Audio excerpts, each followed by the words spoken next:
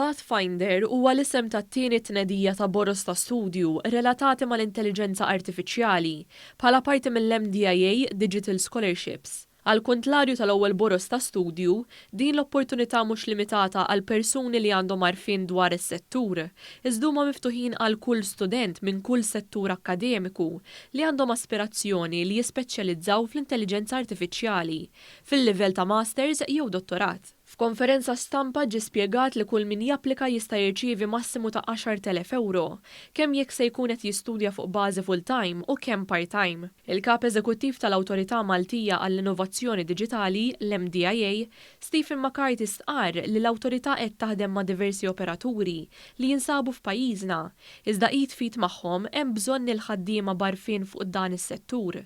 Il-pajjiż ukoll qed jiggwadanja għax għandek l-investitur, l-operatur qed jiġi investijaw Malta.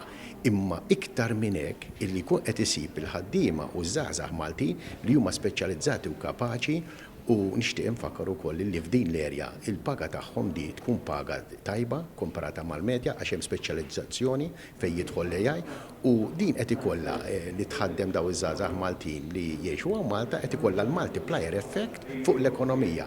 Preżenti għal din it-tnedija kien hemm il-Ministru għall-Ekonomija Silvio Xkembri li spjega li 100,000 euro ser ikunu dedikati għal din il-miżura bil-għan li sal-2030 Malta tkun fost l-aqwa pjattaformi f'dan is-settur imsawra bl-aqwa mħuħ.